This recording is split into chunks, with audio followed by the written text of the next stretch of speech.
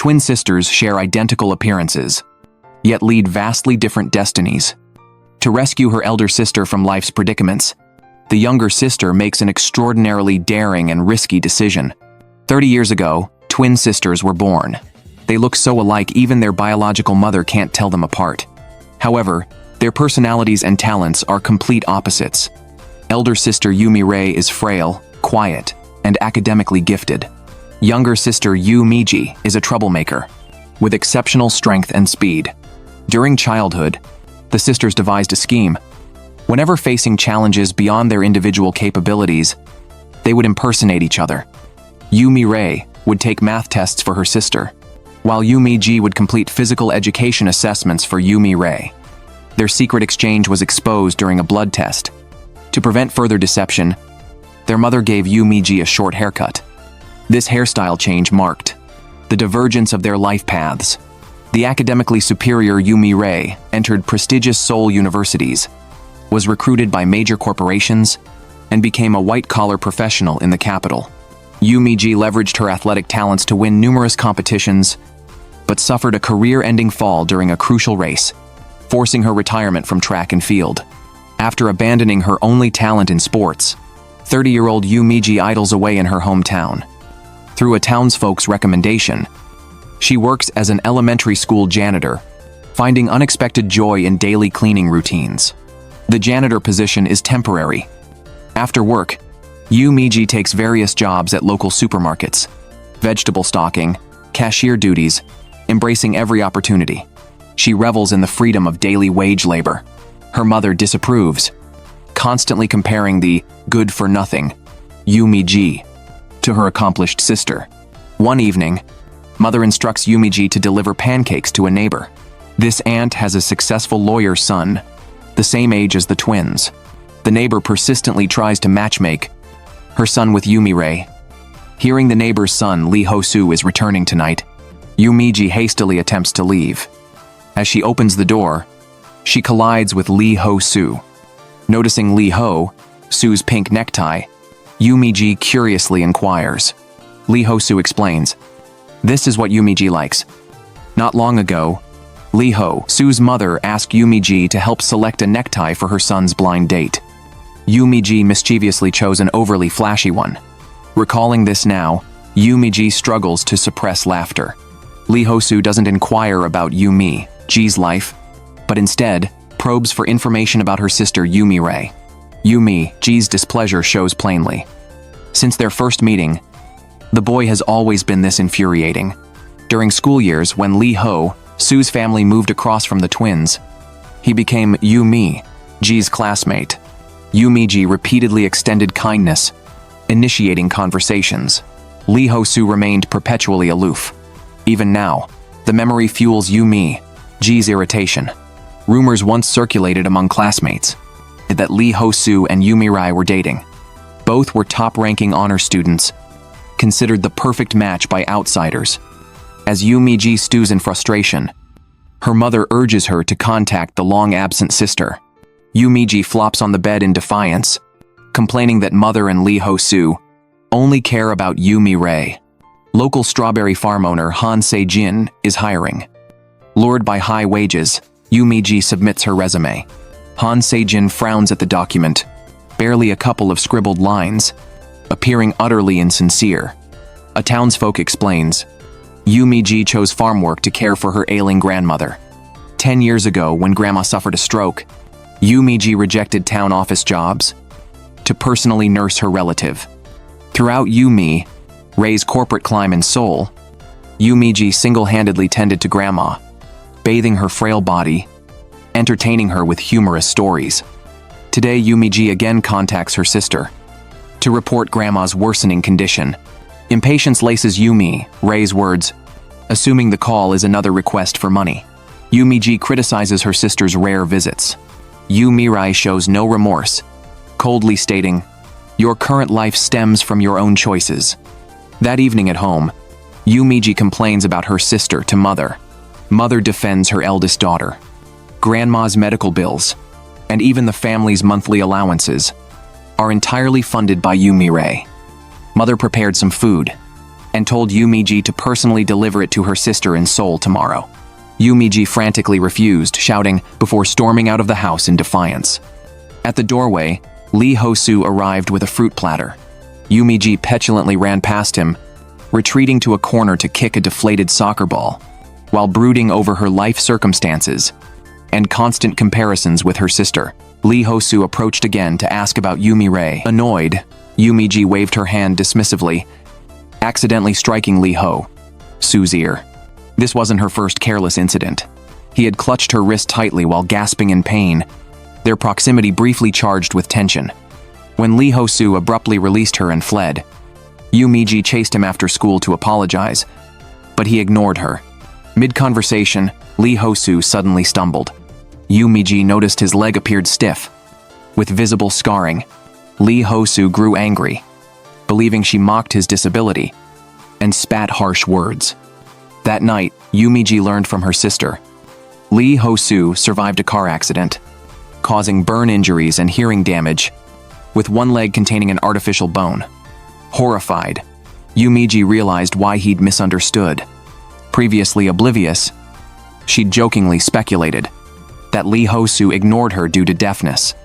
Tonight, after accidentally hitting his ear, Yumiji bought him a cold juice pack for the injury. Lee Ho-soo remarked, "You haven't changed at all," finally asking about her life. Yumiji deflected, saying, "Same as always," then steered the talk to Yumi-rae. Lee Ho-soo revealed he'd encountered Yumi-rae in Seoul, but she fled upon seeing him, appearing deeply strained. He urged Yumiji to call her sister. Yumiji sighed. As adults, the twins now lead separate lives, no longer sharing their childhood bond. Lee Ho-soo recounts past memories. He once heard from the twins' grandmother that when Yumi-rae was hospitalized as a child, her greatest wish was for her sister to visit. Only with Yumiji would Yumi-rae reveal her inner vulnerabilities. Lee Ho-soo believes even as adults, certain bonds etched into their lives remain unbroken. Contemplating his words, while gazing at their birth photo framed in the mirror, Yumiji hesitantly makes her decision to follow mother's request and personally deliver the food to her sister in Seoul. The next day in Seoul, Yumiji arrives at her sister's office building with the meal. Yumi-rae appears fearful, hurriedly dragging her sister to a dessert cafe. Yumiji notices Yumi-rae's nervous demeanor and desperate anticipation for clock-out time. To escape overwhelming workloads, Yumi-rae contemplates throwing herself from suitable height, an injury justifying extended absence from work. Recognizing her sister's instability, Yumiji urges her to take annual leave. "For your own life and our hardworking mother, you can't collapse like this." Yumi-rae responds wistfully, confessing envy towards her sister's carefree existence. When Yumiji returns from the restroom, Yumi-rae has already paid and vanished. At the office, staff inform Yumiji her sister is absent without leave. Remembering the earlier falling remarks, Yumiji realizes the crisis and sprints towards Yumi-rae's apartment. Inside the apartment, Yumi-rae executes her plan, throwing a blanket downstairs, then climbing to the third floor. As Yumiji arrives and grabs her falling sister, both accidentally plummet together. The low height and cushioning blanket spare them serious injury. Facing her shattered sister, Yumiji weeps like a child. "If you disappeared, I wouldn't know how to keep living." Yumi-rae tearfully embraces her, apologizing while confessing the breaking point that drove her despair. When Yumi-rae first joined the company, she met a principled, kind-hearted senior colleague who consistently supported her. Yet this mentor's integrity and compassion indirectly caused Yumi-rae to endure workplace bullying. Unable to remain silent, Yumi-rae joined her mentor in reporting a superior's misconduct. Before the investigation concluded, the mentor resigned abruptly. Yumi-rae soon faced identical persecution, ostracized and suppressed by co-workers. Hearing this, Yumiji burned with anger, frustrated that her sister now faced impossible choices, neither resigning, with no backup, nor transferring. Before Yumiji, Yumi-rae exposed her vulnerabilities like in childhood, admitting utter helplessness. That night at the bus station, watching her sister's lonely, wounded figure retreat, Yumi-ji's heart ached. To protect her sister, she charged off the bus and sprinted to Yumi-Ray, demanding, "Stop enduring this alone. From now on, I'll face your battles, Vosant and Entemend. You live freely in my stead." The twin sisters decided to switch lives and impersonate each other. Unexpectedly, this process led to various comedic mishaps. Yesterday, the sisters resolved to exchange identities. Yumi-ji would replace her older sister at a major corporation in Seoul, while Yumi-Ray would substitute for her younger sister doing daily wage work in their hometown. For this perfect identity swap, the sisters meticulously prepared. First, they altered their hairstyles. Yumi-ji added hair extensions while Yumi-Ray cut her hair short. They documented detailed instructions for each other, particularly elder sister Yumi-Ray, who comprehensively listed all corporate affairs for her sibling. As the elder sister boarded the hometown-bound bus, their life swap officially commenced. In Seoul, Yumi-ji faced her first team meeting as the imposter Yumi-Ray. Ignoring instructions, she casually occupied the wrong seat at the conference table and grabbed coffee meant for others. Colleagues stared curiously, while a senior employee deliberately challenged her to comment on the agenda. Though clearly intended as sarcasm, Yumi-ji earnestly consulted her notebook for answers. Post-meeting colleagues mocked Yumi-Ray's literal interpretation, but she remained oblivious, idling at her workstation, organizing digital folders into heart shapes, folding paper cranes, and counting down till departure time. Each evening, she proudly messaged her sister, claiming the job was too easy. Meanwhile, in their hometown, Yumi-Ray navigated her sister's life. Though initially fearing maternal detection, their striking resemblance fooled even their mother, who praised the younger daughter's new black hair. Unlike her careless sibling, Yumi-Ray cautiously prepared for strawberry farm work to avoid exposure. The farm being 3 kilometers from home, Yumi-Ray had to ride her sister's bicycle. Her unsteady cycling made villagers suspect she was drunk. At the farm, Yumi-Ray met owner Han Se-jin, who planned to experiment with organic farming starting month-end. For the preceding week, Han allowed Yumi-Ray to work freely with flexible hours, the most casual employer she'd ever encountered. Throughout the week, Yumi-Ray tried working, but Han Se-jin gave no instructions, preferring to read comics, chop firewood, roast sweet potatoes, or fish by the river. Though Han paid 200,000 KRW daily regardless of workload, Yumi-Ray remained perplexed about her responsibilities. Meanwhile in Seoul, trouble brewed. Observing Yumi-Ray's idleness, superiors assigned field work. Eager for distraction, Yumi-ji immediately accepted a property acquisition task. Following instructions, she visited a restaurant targeted for land purchase. Confident in handling elderly people, Yumi-ji's assurance shattered upon witnessing the proprietress sternly eject a drinking customer. A patron warned Yumi-ji. The granny prohibited solo dining, alcohol consumption, and only served chicken giblet stew. Though finding the stew delicious, when Yumi-ji introduced herself and mentioned land purchase, the grandmother shoved her outside before she finished speaking, scattering salt over her. The granny refused to sell and forbade return visits. Frustrated, Yumi-ji researched dealing with resistant property owners that night. Despite repeated attempts, every subsequent visit ended with forceful expulsion. Tormented, Yumi-ji deeply regretted accepting this cursed assignment. In their hometown, older sister Yumi-Ray also found herself idle. With nothing to do, she cleaned the farm warehouse and casually discarded a broken chair by the entrance. Unexpectedly, this earned Han Se-jin's scolding. Han explained his reason for hiring her. He believed applicants like Yumi-ji, who submitted blank resumes, were either insincere or fearless, and had deliberately assigned no work to test which category she fell into. Yumi-Ray angrily countered that Han Se-jin's test was merely torment, criticizing his capricious judgment while leaving her stranded. Han Se-jin was left speechless. Meanwhile in Seoul, Yumi-ji encountered Lee Hosu on the streets. Mistaking her for the older sister, Lee mentioned Yumi-Ray's earlier internal whistleblowing case at the company, how she had reported a superior's misconduct to protect a kind colleague, only to retract the complaint before formal review. Lee Hosu urged Yumi-Ray not to avoid it, proposing a weekend meeting. This alarmed the real Yumi-Ray when informed.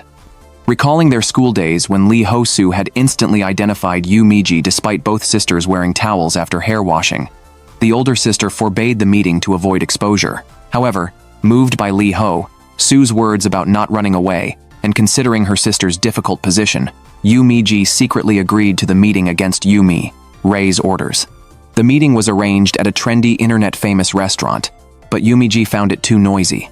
Considering Lee Ho-soo's hearing condition, she pulled him out to the Han River.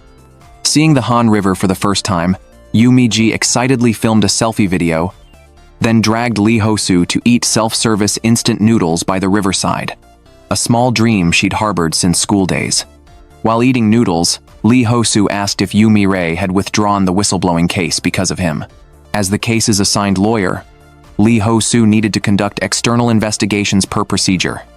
He worried Yu Mi-rae retracted the complaint to avoid embarrassment before an old classmate, urging her not to feel burdened and promising full support. Remembering her sister's warning not to interfere, Yu Mi-ji lied that withdrawing was personal and unrelated to Lee Ho-soo. Instead, Yu Mi-ji expressed concern for Lee Ho-soo, knowing he bottled up emotions.